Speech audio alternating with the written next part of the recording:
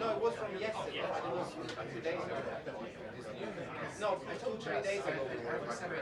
Actually, they shut down the 1,000 blocks outside.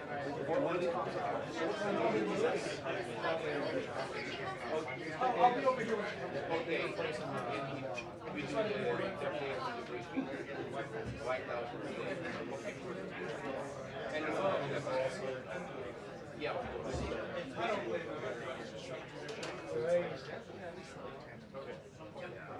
I mean, I would just let them know as soon as we have possible. I was going to send them a note. Yeah, still normally starts pretty good. So I would like to know if we can stay because if they keep my house yeah, it's just and like by and large, we're not being like crazy. Like the first administration.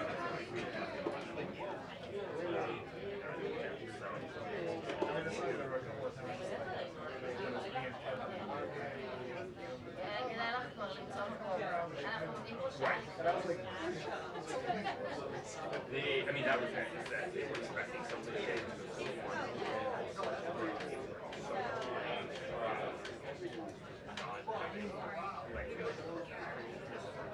They've never been asked for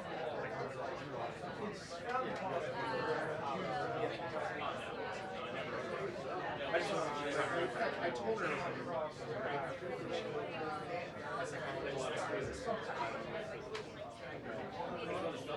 He definitely feels Yeah. So, no, that's what I mean. Yeah. I'm just trying to be very conscious. I think that the whole thing anytime I go and run issues, like that stuff, like now they just not bring out the last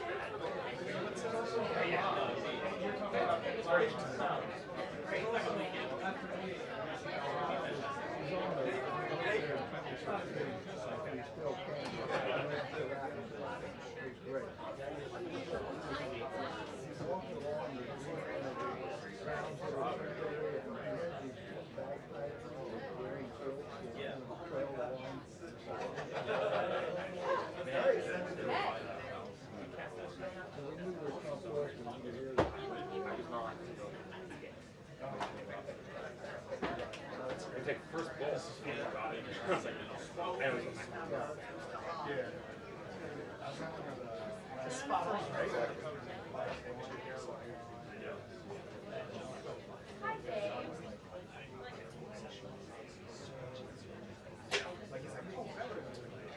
oh, I have it, yeah. Yeah. I mean, it's like cheating in a way, but it was interesting. Starting. Yeah. The meme? No, I'm not good at memes. I'm good at being mean. And it makes a lot of sense. The first time I saw it, that's the same shot. And then like 4 more times in the same scene. It was actually the same. Yeah. I was like, how did they do this?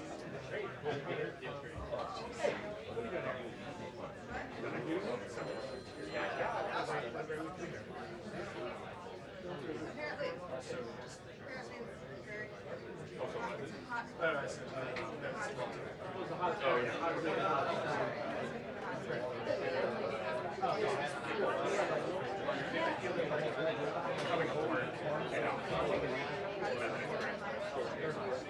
It's hard to complain about it. It's too cool.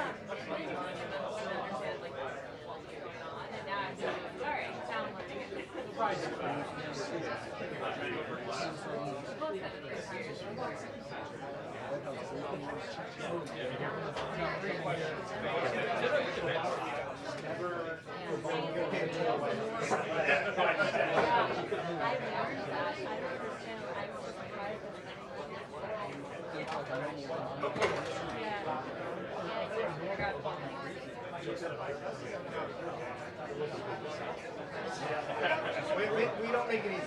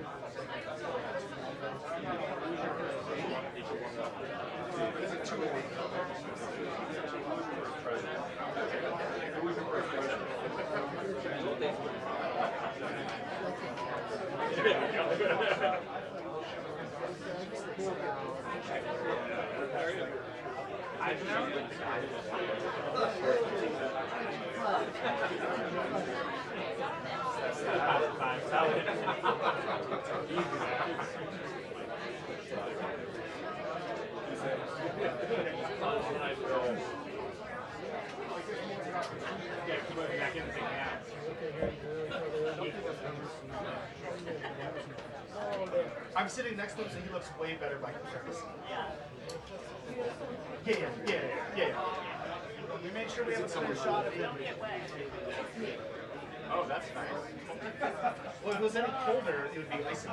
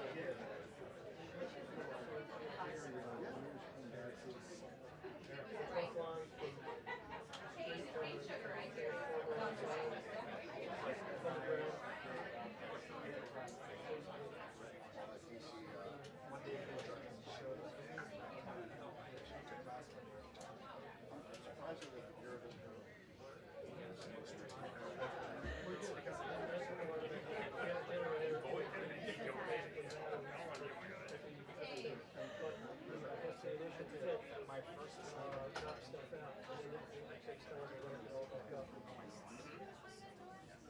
Hey Dave, good to see you, buddy.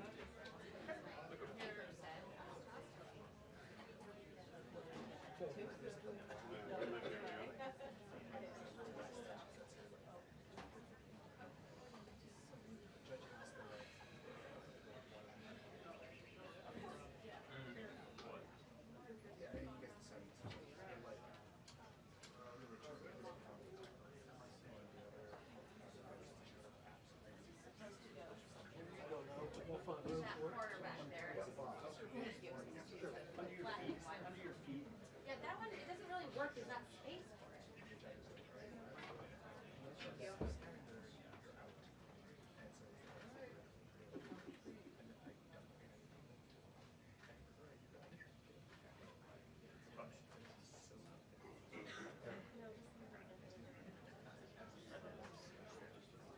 The vibes are, the vibes are.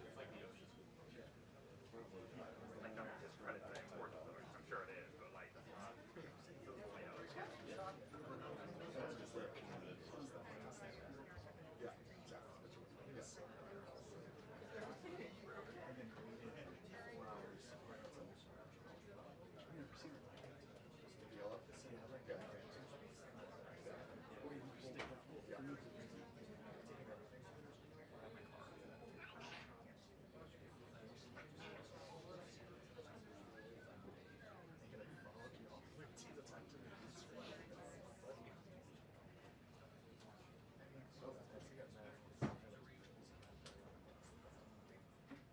well, okay. No, because he was being Yeah, but it still escalated that.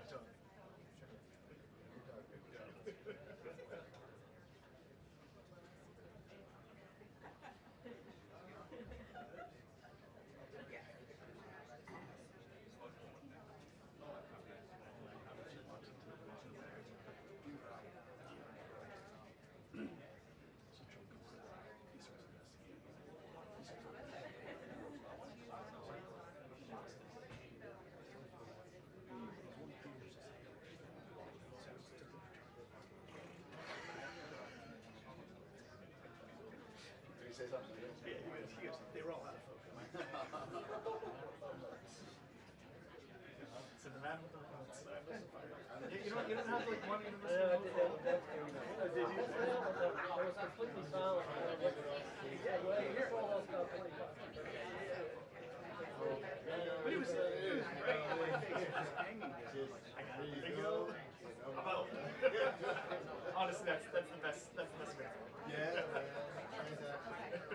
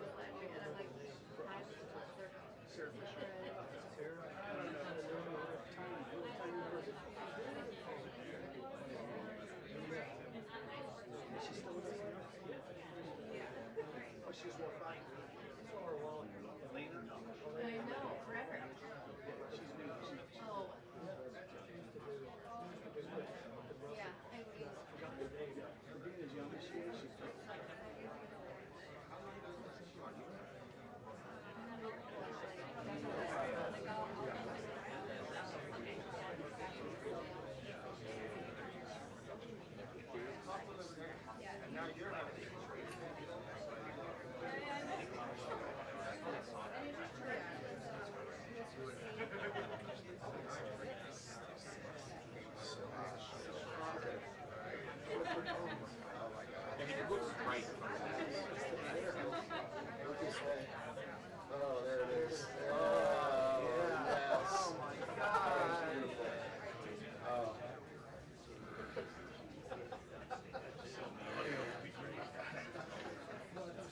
His fault is so handsome. Can we post that to your fan page? And complaining to your each individual shitting email.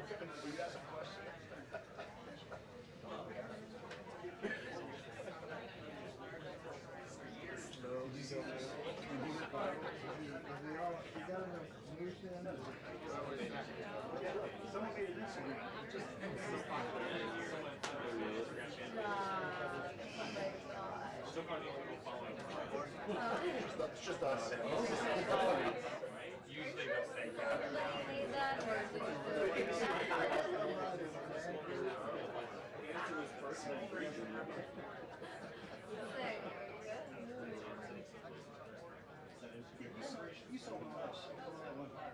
What? Yeah, but I didn't know they made an account for it.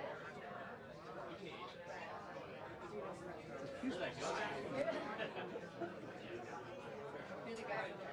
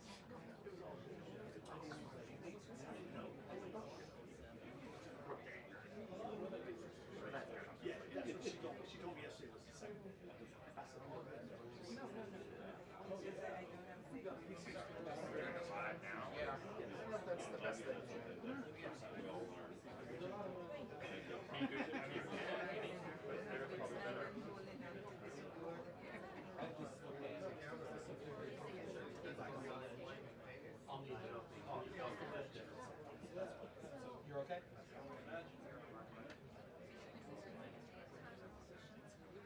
At least I'm safe right here. There's some issues.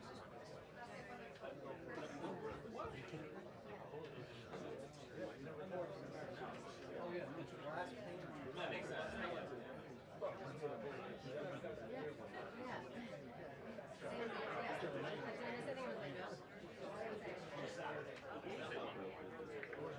No, just this. Just that. That was on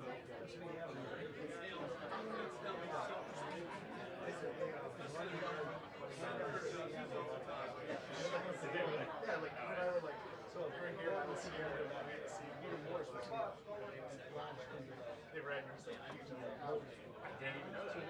Was it a crack? they put one window in. They're right by our line. It's bulletproof. Yeah, wow. Okay, where did they get the door? Was it just very where was it?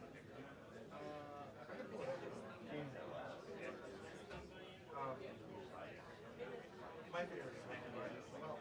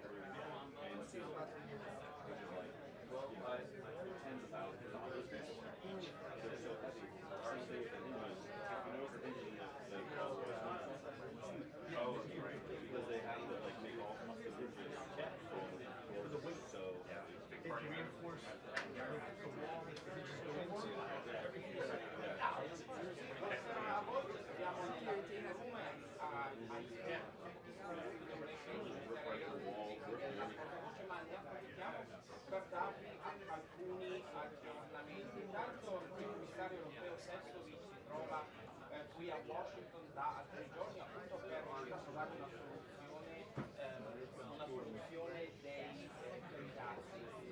Trump per lui l'accordo è chiuso già al 30%, però ci possono essere delle aperture, per esempio non chiede che l'Europa compri più energia, più gas liquido, ma anche per esempio che diminuisca e renda più facile la vita delle grandi tech americane o Excel per esempio, ma poi se non siete d'accordo abbiamo è stato trovato anche un accordo con l'India, non con il Canada, e sappiamo anche, tornando sugli esteri, che il ministro della difesa israeliano è a Washington e domani incontrerà il ministro, il omonimo di Exet al Pentagono, ma c'è anche il ministro degli esteri del Qatar che si è fermato un giorno in più a Washington perché sappiamo che Trump potrebbe a giorni, forse a ore, annunciare un possibile accordo tra Hamas e Israele, però come abbiamo visto tutto può cambiare. In ogni modo sentiamo, lei sarà il briefing della Karoline Leavitt, la secretary, e potremo avere dei sia sui dazi e anche sul lato Siria, Israele e Hamas. Vi aggiorneremo nel corso del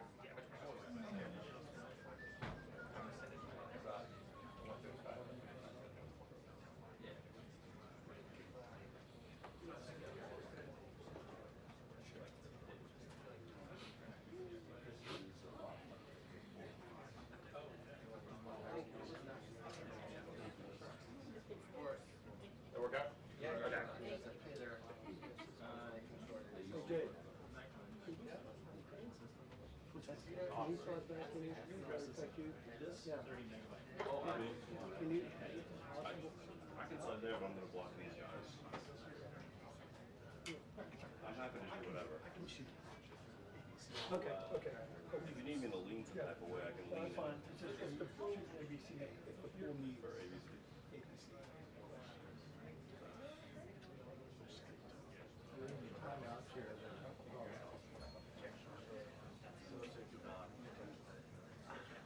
It takes a team effort. I know. It's a heavy lift. Just to get your shot. Don't I know? I appreciate it. First time actually.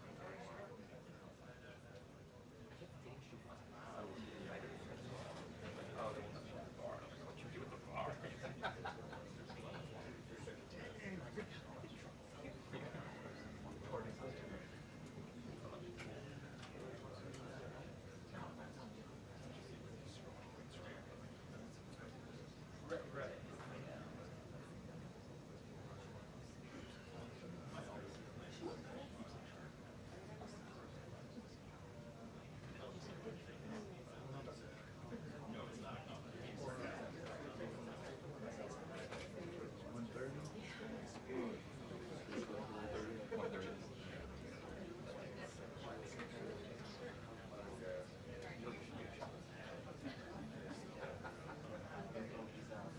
The news.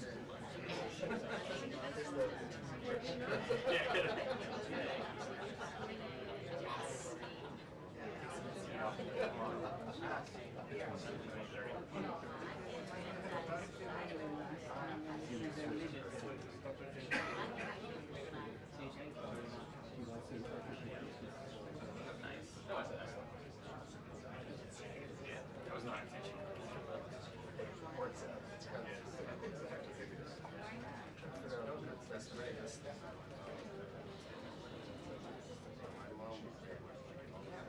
Oh,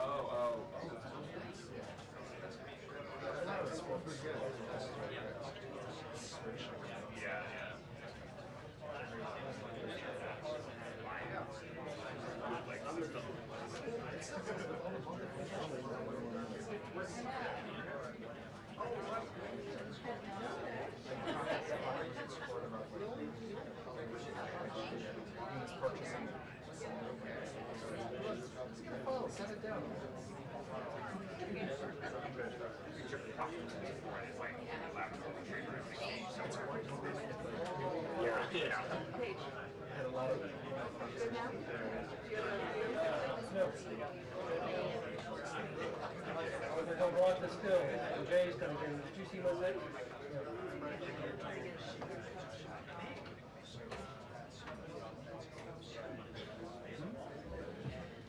Well, I don't have a shot. And if he moves back here, he's going to be in the way of the still. So Jay, with CNN here, is going to shoot. I can shoot there. He's going to shoot. I can shoot. That's what I'm leaning like this. Just, if I'm trying to get to her, if I'm shooting right here. Yeah, I mean, that helps me, for sure. When she, if they get after it. That'd be great. Thank you. Thanks. Appreciate it.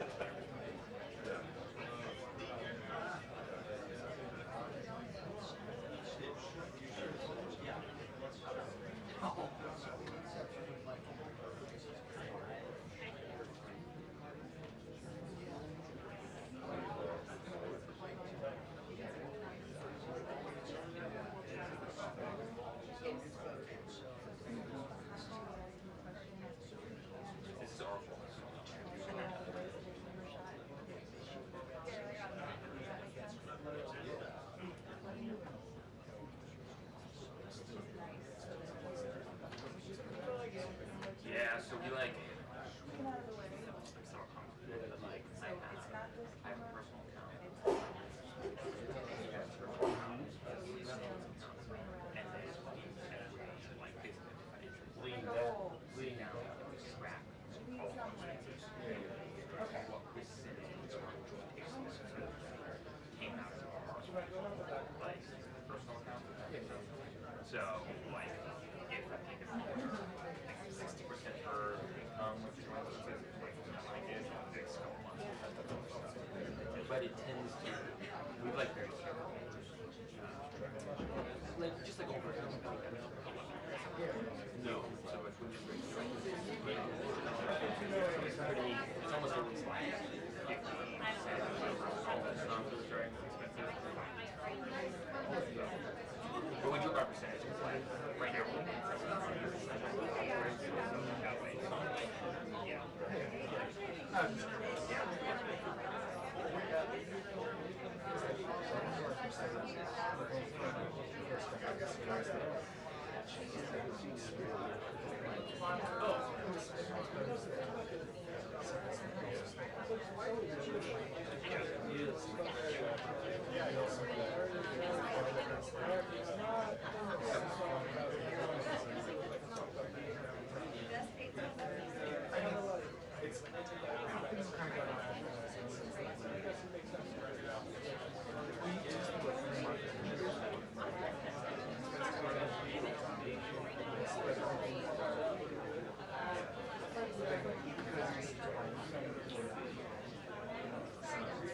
Right.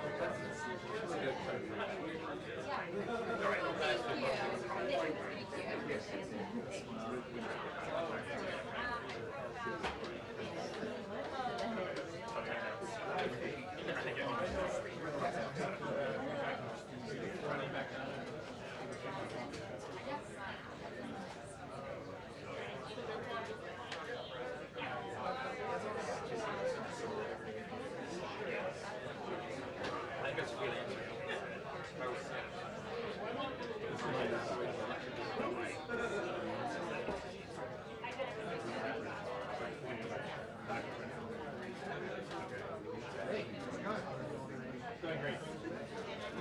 See who I'm sitting next to? I mean, I saw you. That's all that matters. Yeah. I stick out like a sore thumb sitting next to you. Our next weekend. Yeah. Your turn to shine. Yeah.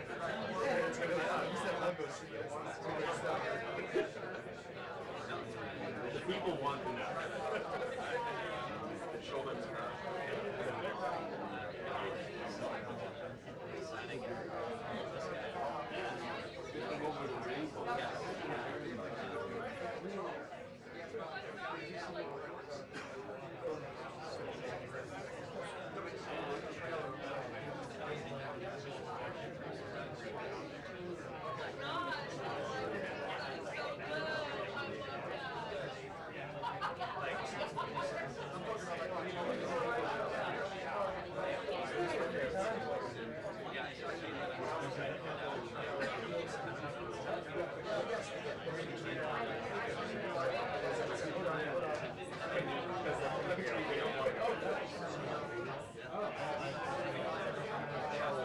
You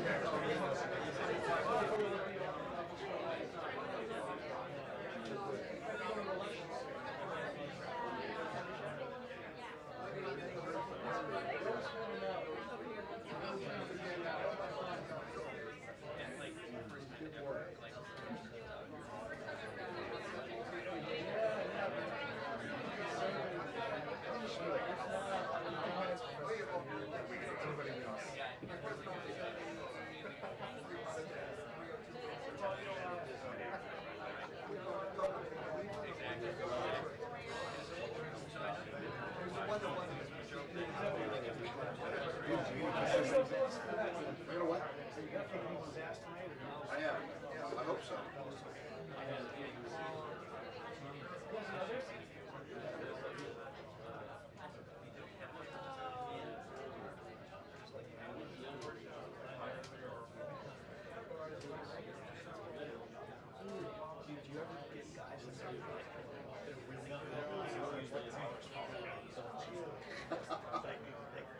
Dylan? No.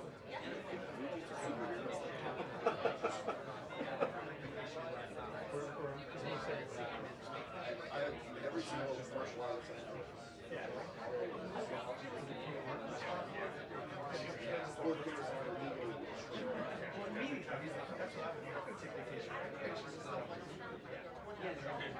As she told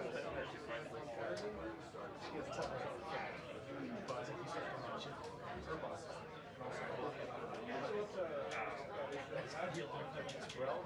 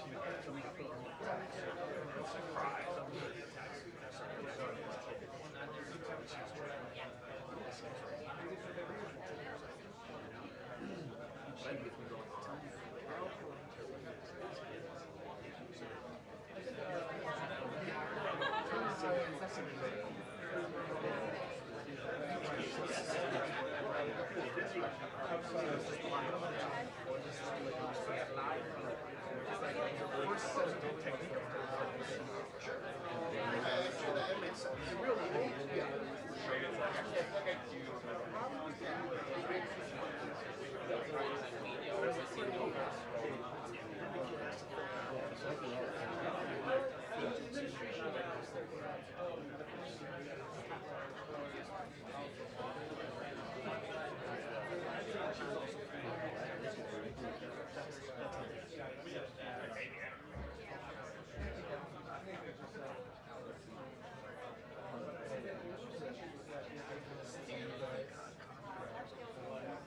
Well,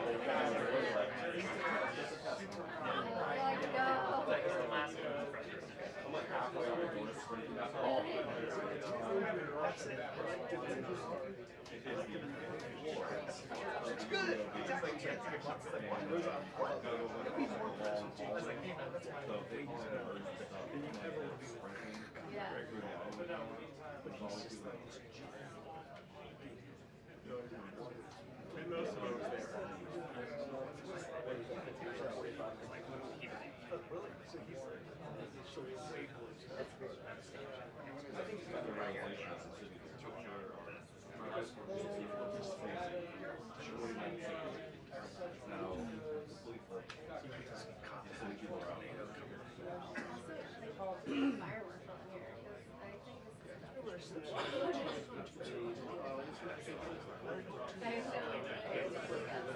we make the rules. Someday some like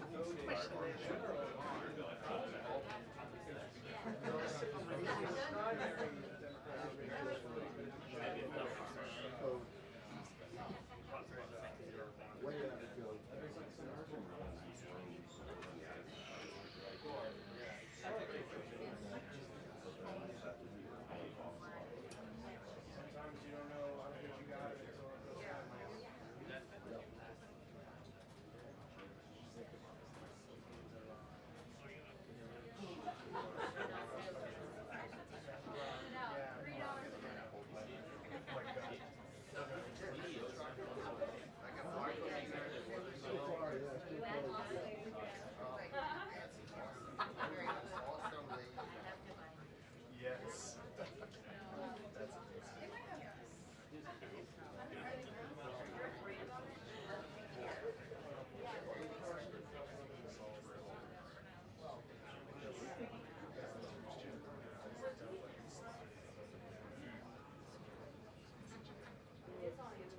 Is it? Like, how much is it on Amazon? You know what? I never tried that actually. So we're being. Oh, that's great. That's like. I'm honored. It should. I don't know why it has this light, but I always pray to turn it off because I feel like it's more. Oh yeah. Oh, and it has this little thing from the Almost crazy enough for me to get out of bed and go figure it out.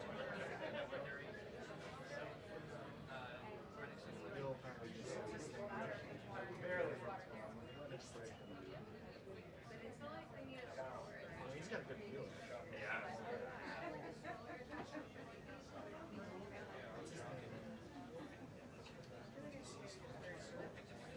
I've seen some.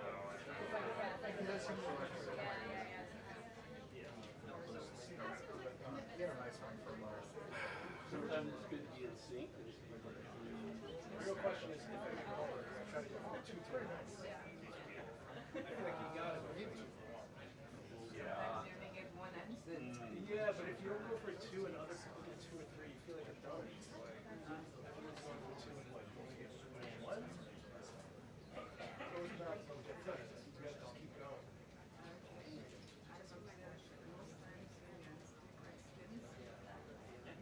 She'll allow the follow-ups. Choosing one or the other, yeah.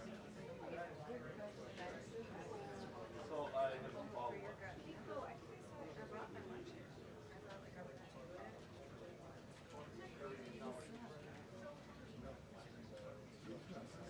As we all should be right now.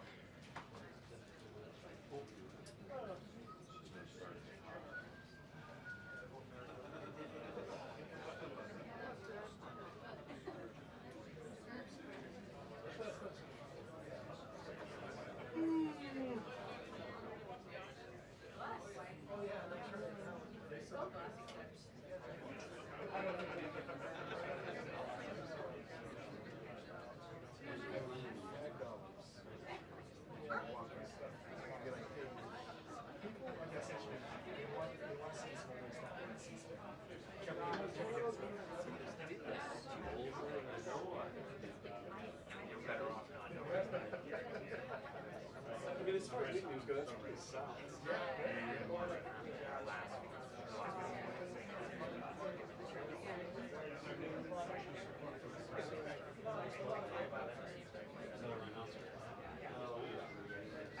Very weird. They're saying I should like not wear shit together. Yeah, yeah. They're gonna be looking at you. Still actually, like a good time.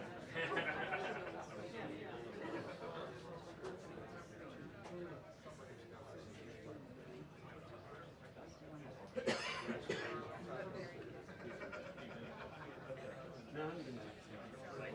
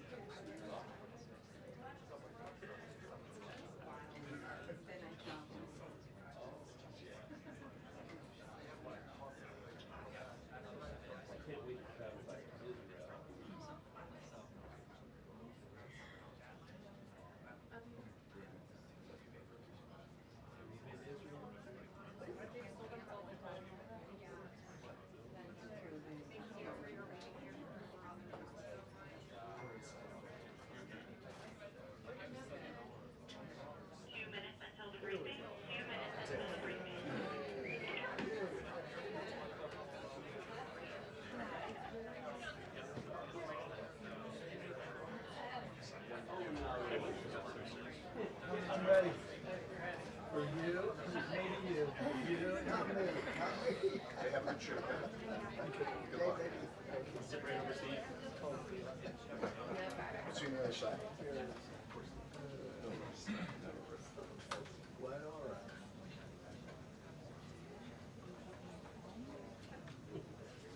Trump will come out.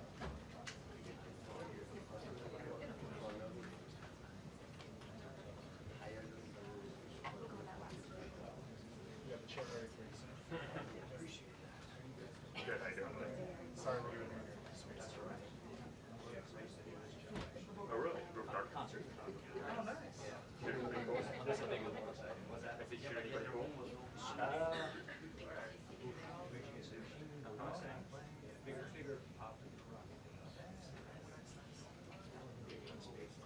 Yeah. What a life it's been. One mosh pit to another. That's right, yeah, that's it. There we go. The pyrotechnics are usually less exciting than that. Sometimes. I was gonna say, yeah.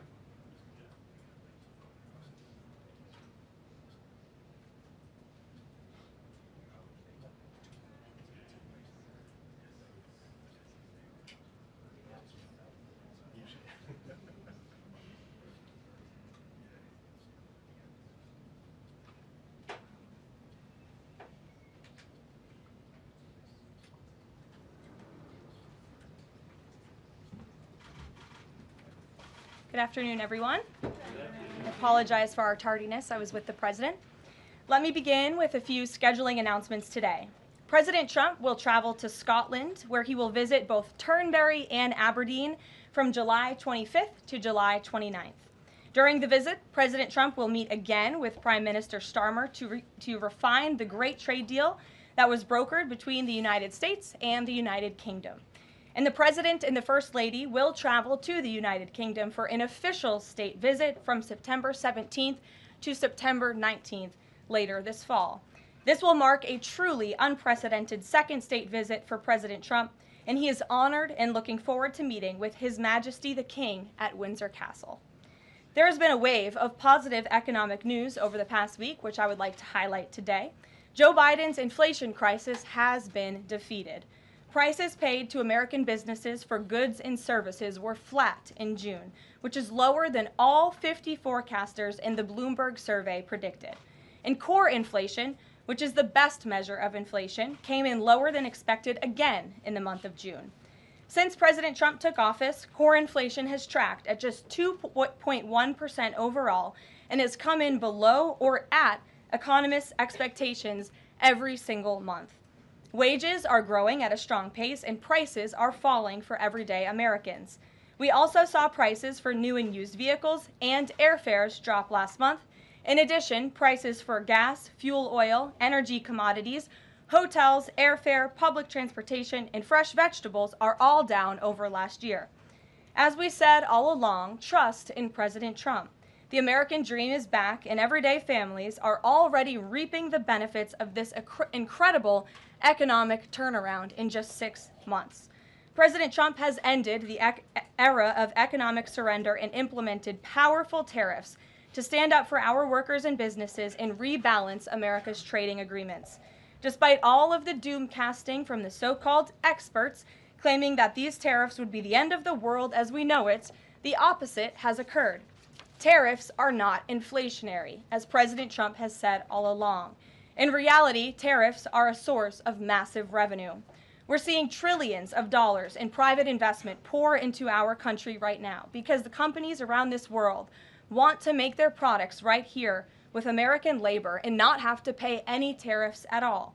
Customs and tariff revenue has already totaled more than $113 billion since President Trump entered office, helping to lead a budget surplus in June for the first time in nearly a decade. We are truly entering a golden age as a result of these pro-growth and America First trade policies. On another matter, yesterday in the East Room, the President was proud to sign the Halt All Lethal Trafficking of Fentanyl Act into law, surrounded by angel families to help finally end the devastating fentanyl crisis that has ravaged millions of Americans. Under the Halt Fentanyl Act, anyone who possesses, imports, distributes, or manufactures any illicit fentanyl-related substances will be subject to criminal prosecution in the same manner as any other Schedule I controlled substance. This legislation will close the loopholes that criminals use to skirt around the law and make it easier for law enforcement to prosecute vicious traffickers who peddle poison in our communities. President Trump has always made tackling the drug crisis a top priority, and this important bipartisan legislation further follows through on that commitment. The complete and total success at our southern border that many in the media in this room continue to ignore is another example of the president keeping his word to families who have lost loved ones due to fentanyl, and it's another win for the American people. Customs and Border Protection just released the final operationalized stats for the month of June, and I must highlight some of these incredible numbers. There were only 6,072 Southwest apprehensions in June, 15% lower than the previous record that this president set in the month of March. To put that in perspective, the Biden administration routinely saw the same number of encounters in a single day, and on many days, that number was more than 10,000 apprehensions at the Southwest border. There were also 0 illegal aliens released along the Southwest border for the second consecutive month in a row. President Trump promised to end the illegal alien invasion, and he has delivered on that promise to the American people in record time. With the border sealed, deportations are ramping up. This past weekend, our brave ICE agents were arresting violent criminal illegal aliens all across the country. ICE Atlanta arrested an illegal alien from Mexico, convicted of attempted rape of a child in North Carolina. ICE Baltimore arrested an illegal alien from Guatemala who was previously convicted for sexual abuse of a minor in Maryland. ICE Houston arrested a criminal illegal alien from Mexico whose previous conviction includes aggravated sexual assault of a child in Texas. ICE Salt Lake City arrested a 32-year-old illegal criminal alien from Mexico who was previously convicted for child abuse and injury. ICE Baltimore arrested a criminal illegal alien from El Salvador convicted in Maryland for possession of child pornography. And ICE San Antonio arrested a criminal illegal alien from Mexico convicted of aggravated sexual assault in Texas. The men and women of ICE are heroes. They are putting their lives on the line every day to get the worst of the worst, these types of criminals, out of our communities and out of our country.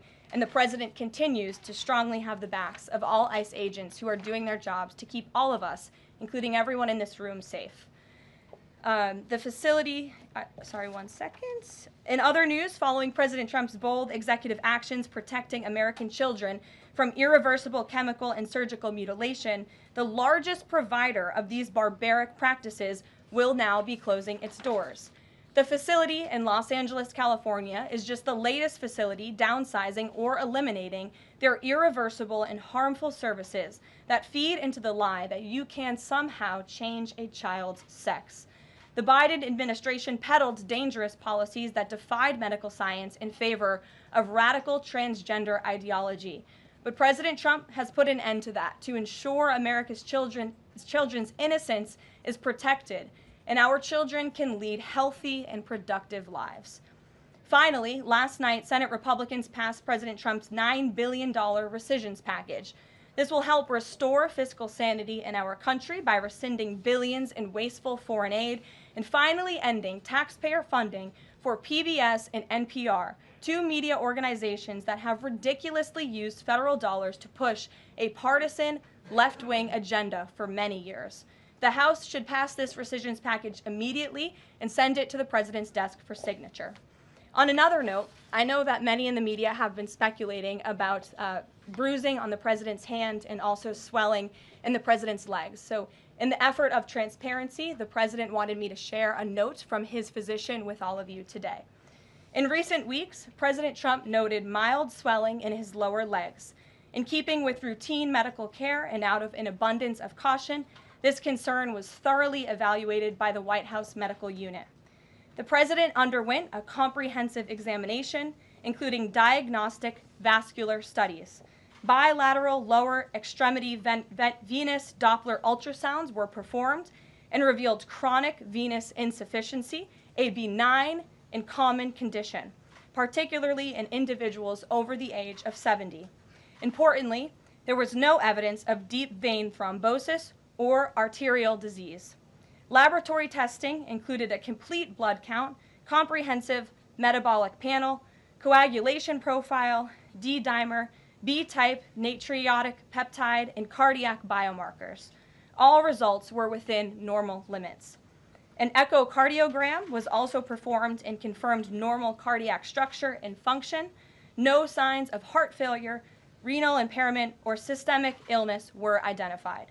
Additionally, recent photos of the president have shown minor bruising on the back of his hand. This is consistent with minor soft tissue irritation from frequent handshaking and the use of aspirin, which is taken as part of a standard cardiovascular prevention regimen. This is a well-known and benign side effect of aspirin therapy.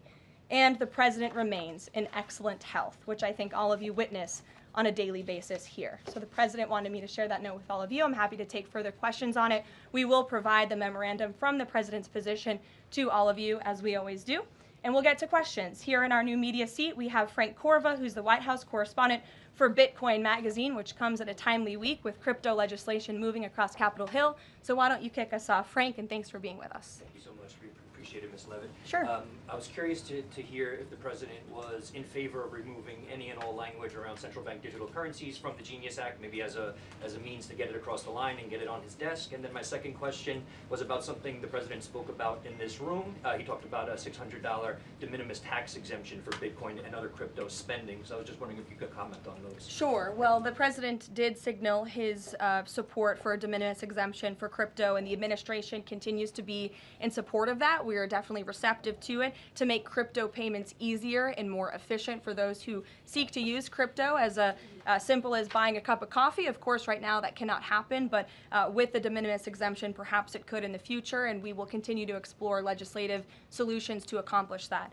As for the central bank digital currency and the Genius Act, which you noted has passed through Congress and will be sent to the president's desk. I believe the House is voting on it. If they haven't, they should be passing it. We know we have the votes, and we expect it to get to the president's desk, and we are planning a signing ceremony tomorrow afternoon. All of you will get more details on that. This piece of legislation is going to make America the crypto capital of the world, and that's what the president promised. As for a central bank digital currency, the president opposes that.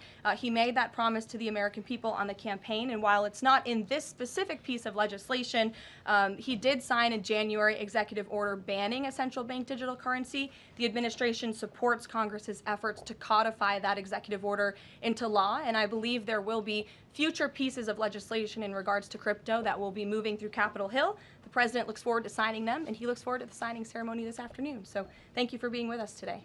Sure. Jackie. Thank you, Karoline. There's been a lot of discussion about the Epstein files and the president's comments yesterday calling it a hoax. Can you clarify which part of the Epstein hoax is the hoax part?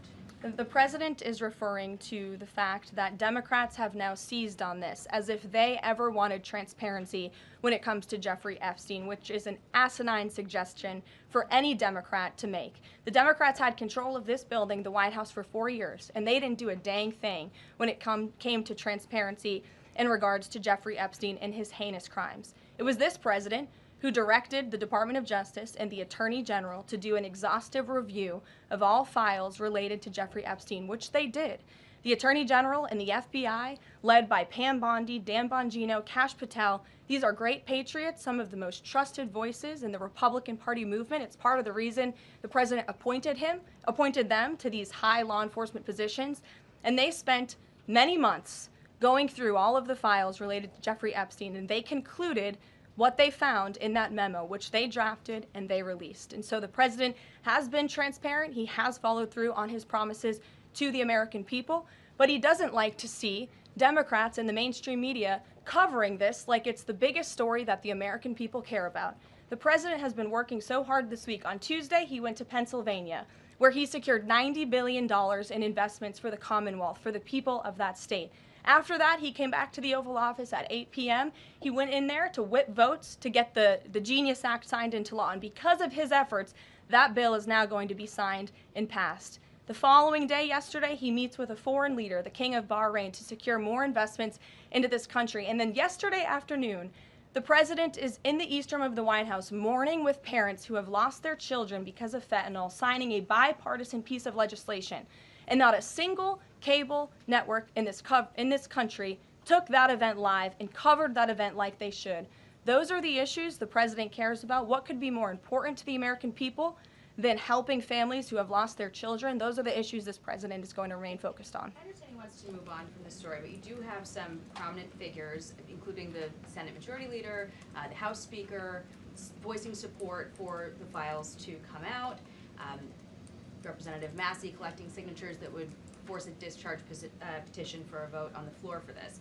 It doesn't seem to be going away. What is stopping the administration from just redacting any sensitive information, grand jury information, and putting out what is appropriate so that the American people can decide and then let this story die? Well, in terms of redactions or grand jury seals, those are questions for the Department of Justice. Those are also questions for the judges who have that information under a seal, and that would have to be requested, and a judge would have to approve it. That's out of the president's control. He has said, in agreement with some of the leaders on Capitol Hill, that if the Attorney General and the Department of Justice come across any other credible evidence, they should provide that to the American people. The president has said that, and he agrees with them on that. Why did he fire Maureen Comey? The Department of Justice did, and I would defer you to them. Dasha. Has the White House been directly in touch with some of the MAGA influencers that are still not satisfied with the administration's handling? And has the message to them been similar to what the president has said, which is sort of either let this go or we don't need your support? Well, look, the president and this team are always in contact with the president's supporters, with voices of many kinds on both sides of the aisle. I think that's part of the reason this president is a great president, because he's willing to listen and hear other people's perspectives. But ultimately, he has led this country, not just over the past 6 months to historic success, but also through his first 4 years as president. And as the leader and the creator of the MAGA movement, he has led through these perilous times for our country based on instinct and in the best interest of the country. And as I always say, the American people should trust in President Trump. John, go ahead, John. Thanks a lot, Karoline. The president on Monday announced that if there's not compliance with Russia within 50 days, there would be increased tariffs. Can you explain how that works, first of all? What happens if Russia doesn't end its war with Ukraine in 50 days? Well, in 50 days, as the president clearly laid out, if there is not a ceasefire agreement or a peace deal within that time frame, if Russia refuses to legitimately agree to a ceasefire, then they will face very steep tariffs, and they will also face secondary sanctions. So countries that are purchasing oil from Russia will be sanctioned as well, and of course that will do deep damage to Russia's economy. And I would just add that the president wants this war to end with a diplomatic solution. He's been pushing for it. This administration has spent many hours and a lot of time trying to solve this war very far away, but the president wants to stop the killing, and he wants to save lives. Reagan, go ahead. What you were saying, Caroline. Reagan, go ahead. I have two questions for you. It's just about, if I may, just about the tariffs, the first part. I get the secondary tariffs, but there was only $3 billion worth of trade between the U.S. and Russia in 2024. It's expected to be far less this particular year. On April the 2nd, both you and the Treasury Secretary said it's not necessary to apply any tariffs on Russia.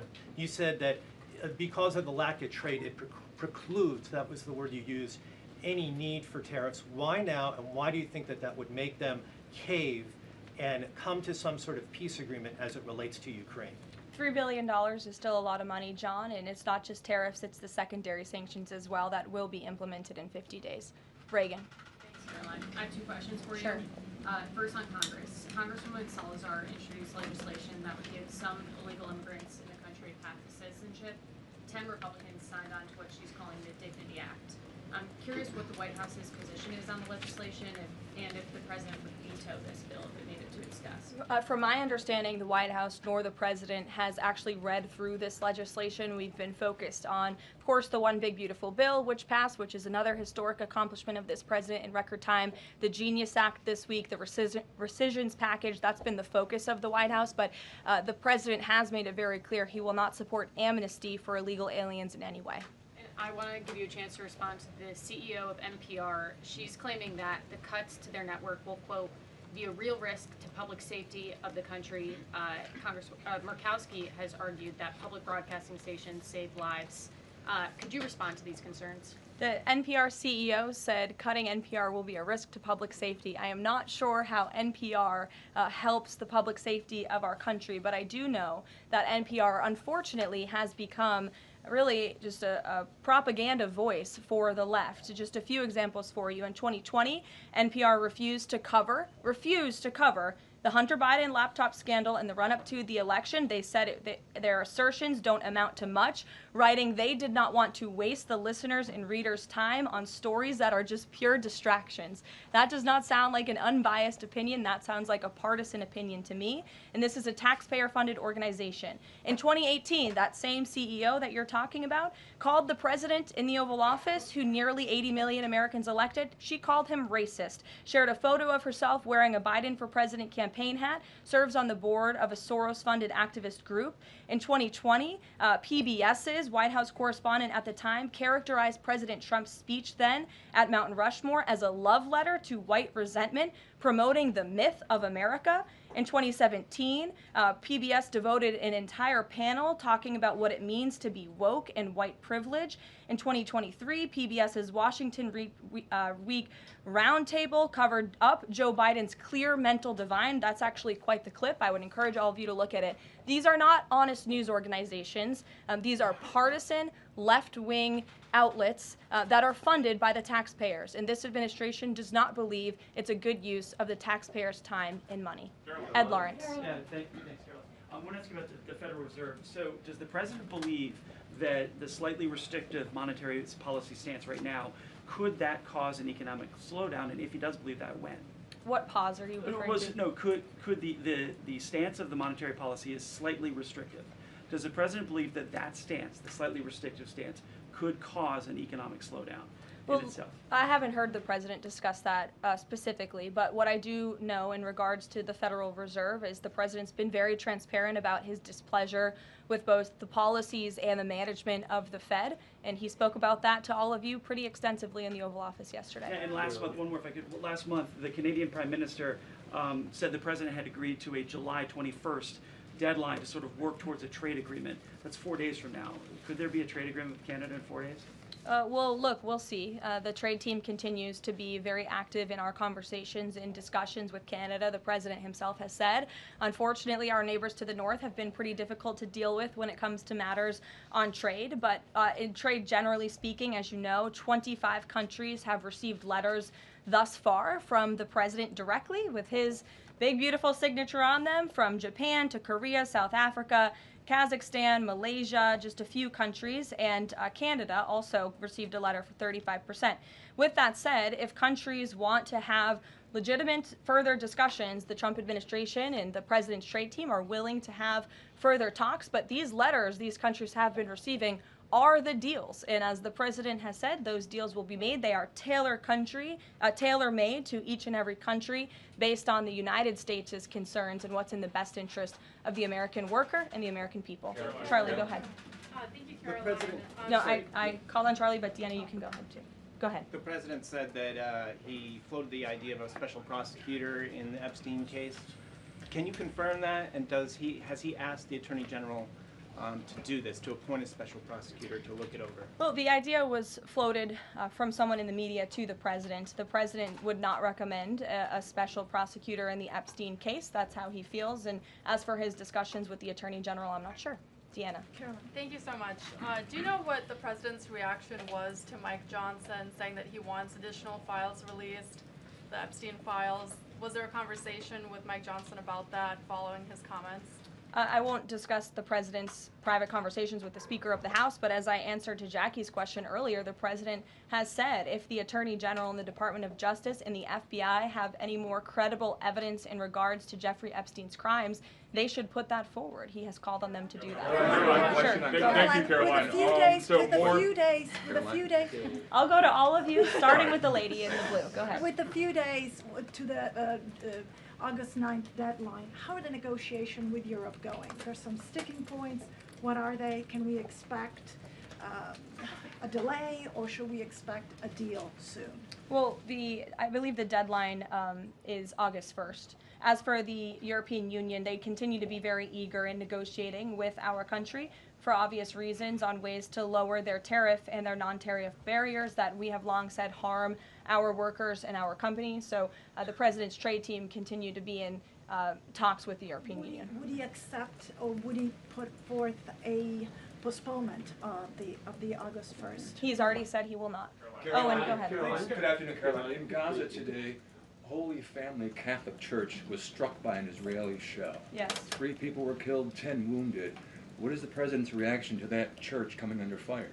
It was not a positive reaction. He called Prime Minister Netanyahu this morning to address the strikes on that church in Gaza, and I understand the Prime Minister agreed to put out a statement. It was a mistake by the Israelis to hit that Catholic church. That's what the Prime Minister relayed to the President, and you should look at the Prime Minister's statement that will be coming out. Steve, go ahead. Back to your letter that you read at the beginning. Sure. The President, you said mild swelling in his legs. Is it causing him any discomfort? How are you treating it? Nope. No discomfort from the president at all, and you probably all see that on a day-to-day basis. He's working around the clock. As for the treatments, I can defer to the president's physician, and we'll get you this letter. I think it will answer all your questions. Caroline, reports that a Chinese-born banker who works in Atlanta for Wells Fargo is being prevented from leaving China.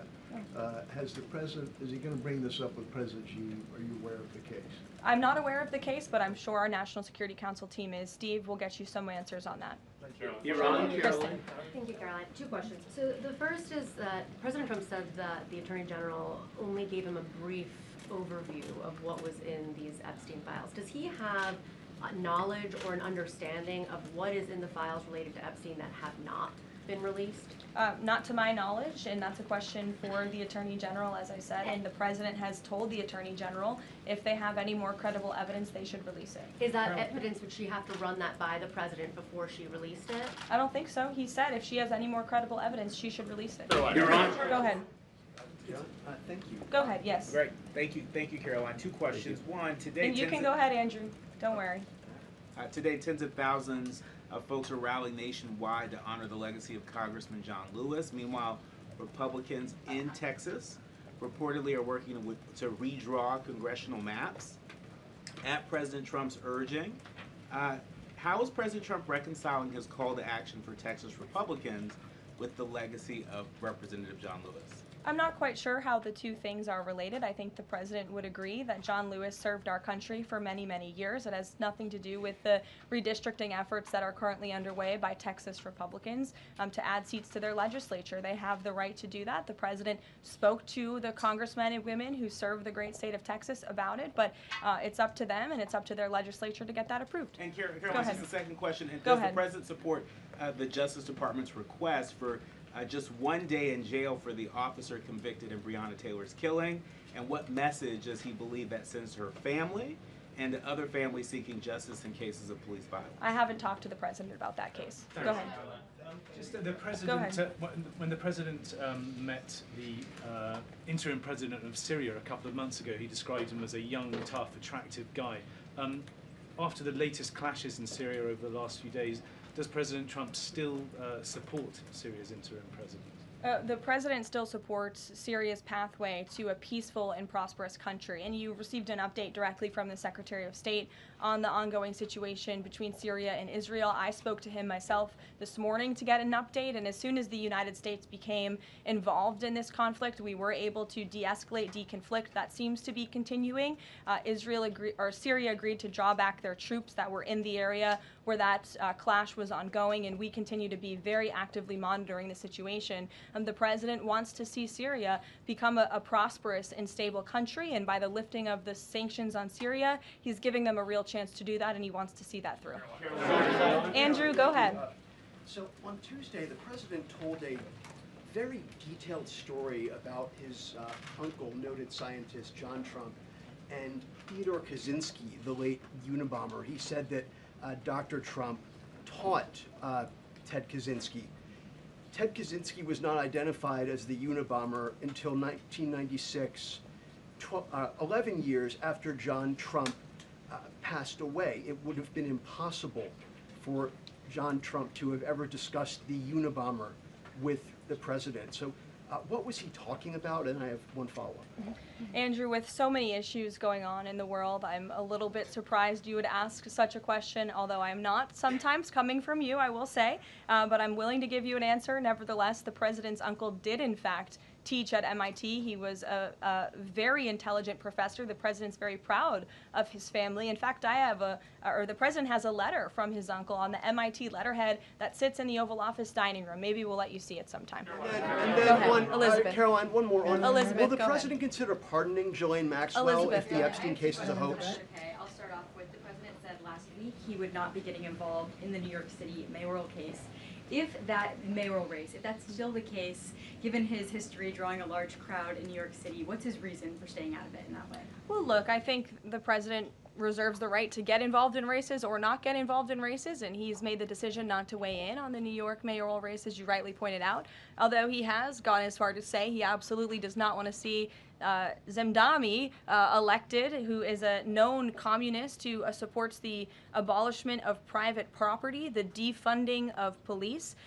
He has made very well-known anti-Semitic statements. It would be a disaster for New York and for this country, and I think it's quite telling that this individual, a known communist, has been spending time in Washington this week meeting with leaders on Capitol Hill. This is truly where the Democrat Party is headed. Clearly, they learned nothing from November 5th in the president's overwhelming victory. Mary, go ahead. Thank you, Caroline. I want to backtrack to the hospitals that have stopped providing transgender surgeries and hormones for kids. On this front, does that have anything to do with the DOJ subpoenas last week? Should we expect any more hospitals be shutting down their programs? And I wanted to also ask what you make of all these media reports, especially the AP, which I noticed, which portrays these children as losing something that's saving their lives. Yes, I think the president spoke a lot about this issue, which is a political issue, but also really a cultural issue that impacts children and families. He talked about it a lot on the campaign, and I think he was quite surprised by the uptick we were seeing in the embracement by the Democrat Party when it comes to the chemical castration and mutilation of young, innocent bodies. And so the president made it a very early priority to sign very strong executive orders to cut off the funding for any hospital or any medical facility in this country that provides such barbaric procedures. And as a result of that strong policy and the president's strong common sense position on this issue, we've had such an overwhelming response, which is great for children in Arizona. Phoenix Children's Hospital has stopped providing puberty blockers and hormone therapy to minors. In California, Stanford Medicine ended sex change surgeries for minors. Children's Hospital Los Angeles is closing its Center for Trans Youth Health and Development surgical program. In Illinois, Lurie Children's Hospital Chicago stopped sex change surgery. Again, let's think about what we're talking about here. Sex change surgeries for minors. These are barbaric practices that no child, innocent child, should have to endure. And the president wants to protect the innocence of children, and I know the vast majority of Americans support him in that effort. This is a wildly popular and common sense endeavor this administration has taken, and we've seen many of these medical institutions have followed through with the president's executive orders, but will continue to take further action on this important issue.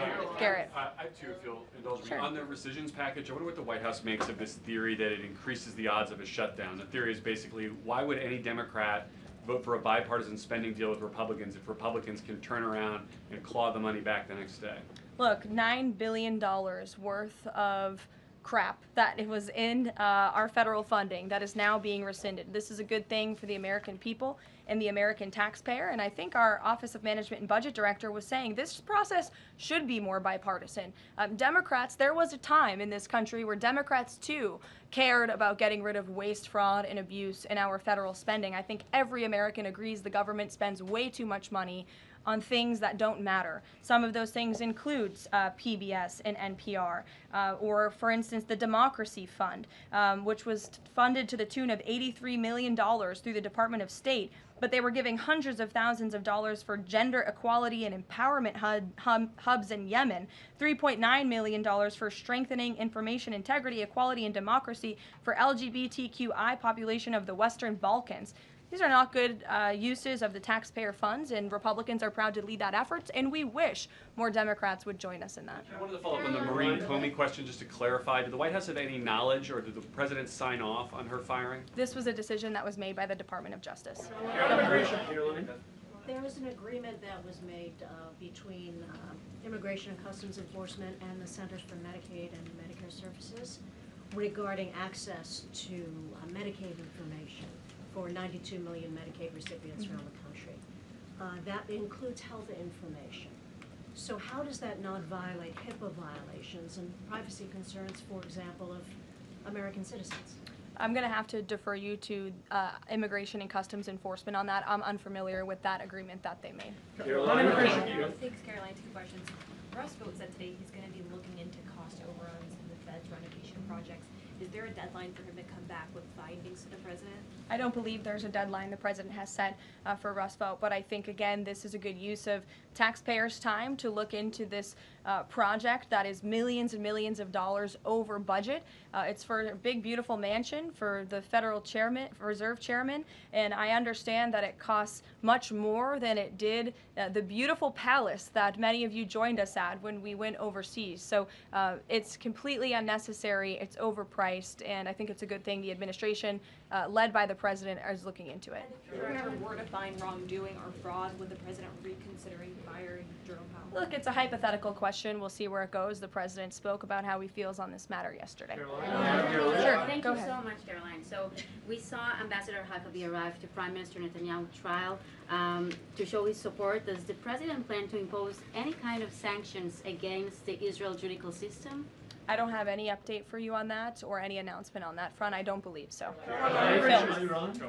Does the president believe that justice has been served in the Epstein case? Look, the president believes that he directed the Department of Justice to do an exhaustive and thorough review, and they did that. And they all agreed, the FBI director, the deputy FBI director, the attorney general, on the memo that they drafted and they released.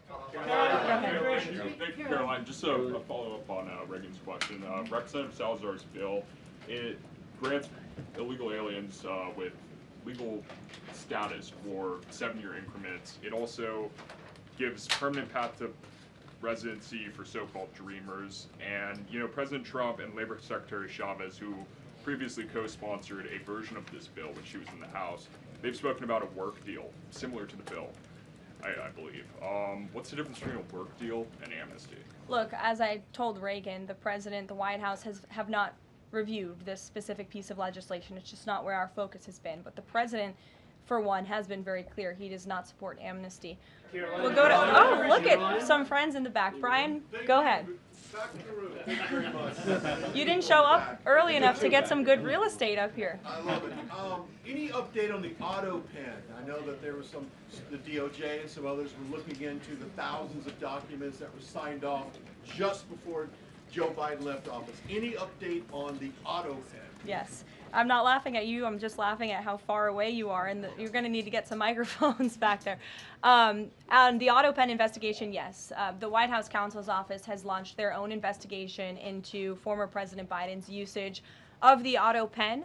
We have requested some documents from the National Archives, and again, as I've said many times from this podium, and the president has said as well, it's incredibly important that we get to the bottom of who really was at the tip of the spear in the decision-making process here in the White House, because former President Biden himself admitted to the New York Times, I understand he never gave interviews when he was here, but now all of a sudden he wants to give one. And he said that he did not actually review every single pardon that he signed on his way out the door. That's incredibly concerning, and I can tell you it's something this president would never tolerate. This is a president who is signing things all the time. Any document that has legal implications, this president's signature is on it because he's the one making the decisions. It does not appear that was the truth in the previous White House, and I know the American people want to receive answers on who was running the show, because the decisions that were made in this place really destroyed our country, and we deserve to get to the bottom of it. Mark, in the back. Thanks. Some Christian groups are complaining that they are not able to get visas as quickly to travel to Israel, and it's been elevated to Ambassador Huckabee's station. Is the White House aware of that? Does it have any reaction to that? And is that part of the president's disappointment with Netanyahu and his government? Look, I'm not aware of that, Mark, but I'm sure, again, our National Security Council is, and also the State Department. As you know, travel visas roll through Secretary Rubio's shop over there, whom we work very closely with, so we will check in on the matter. But I know overall this president and the administration do want to streamline the visa process to make it easier for both Americans who want to travel abroad and people abroad who want to come to our country the legal way. Sure. Go ahead. I was going to the gentleman above you, but go ahead, Libby, and then you can go. Sorry. Okay, two questions for you. The first is, during the Whole Nation Summit, Secretary Noem suggested there could be some changes to TSA's liquid limits. Is the president aware of that? Is that an idea that he's backing? And what would that timeline and the changes look like? Sure. I would defer you to the Department of Homeland Security, but I did see Secretary Noem's comments, and I think it's great that on day one she asked TSA, what are we doing right? What are we doing wrong? How can we make air travel more efficient while maintaining utmost security for American passengers and travelers? And I know they announced no more shoes, or you don't need to take off your shoes anymore at the airport, which I think is welcome news to all of us who travel a lot. But further guidance or decisions, of course, that's in the Secretary of Homeland Security's overview, and I would defer to her. And the other question for you is on Bondi and Burgum's trip today to Alcatraz. I'm curious what the funding is going to look like for that, and who the president does want to see incarcerated there, if it were to become. Sure. Well, this was an idea of the president. He spoke about it in May, and he directed his administration to review a reopening plan for Alcatraz if it is possible, which is why the Attorney General and the Secretary of Interior have traveled there today. They are touring the site, and if the Alcatraz prison is reopened, it would be under the purview of the Bureau of Prisons. And the Secretary of Interior also would play a big role in this as well. So they're there to review the site today, and I'm sure you'll hear more from them on it later. And just to follow up, Libby, on who the president wants to see housed in Alcatraz, the worst of the worst criminals in this country, both American criminals who convict heinous crimes, but also illegal alien criminals before deportation as well. Sure. Go ahead. The State Department yesterday urged the Chinese Communist Party to cease its campaign to eradicate Falun Gong, a peaceful spiritual practice. With the anniversary of this brutal persecution approaching, does the White House have a message for the CCP on this? Well, I will get you one, and we will get back to you. Sure. Go ahead. We'll take. Go ahead, and then go ahead. Sure. I've never called on you. Why don't you go ahead? In the red tie. Hello. Dr. Harper behind. Thank you. Yes. Go ahead. Go ahead. Me, thanks. Yes. Thank you, Caroline. Yes, you. What's your name? My name is Matias. Thank you. What's your outlet? I'm for Record TV, Brazil. Great. Brazil's President Lula recently said that President Trump was elected to govern the United States and not to act as the emperor of the world. And he also emphasized that Brazil is open to negotiation. I'd like to hear what you have to say about it, what the administration has to say about it, and specifically what areas are currently open to negotiation in the light of the 50% tariffs that were announced. Sure. The president is certainly not trying to be the emperor of the world. He is a strong president for the United States of America, and he's also the leader of the free world. And we've seen a great shift across the entire globe because of the strong leadership of this president. In regards to Brazil, the president sent a letter to Brazil announcing their new tariff percentage. He also directed our USTR ambassador, Jameson Greer, to launch an investigation of Brazil under Section 301 of the Trade Act of 1974, designed to address unfair foreign practices that are affecting U.S. commerce. For years, we know Brazil's digital regulations and weak IP protections have undermined U.S. tech and innovative companies, and their tolerance of illegal deforestation and other environmental practices puts American producers, manufacturers, farmers, and ranchers who follow better environmental standards at a competitive disadvantage. So this president always acts in the best interest of the American people and the United States of America, and he will continue to do so. Thank you very much, everyone. We'll see you later. I appreciate the enthusiasm.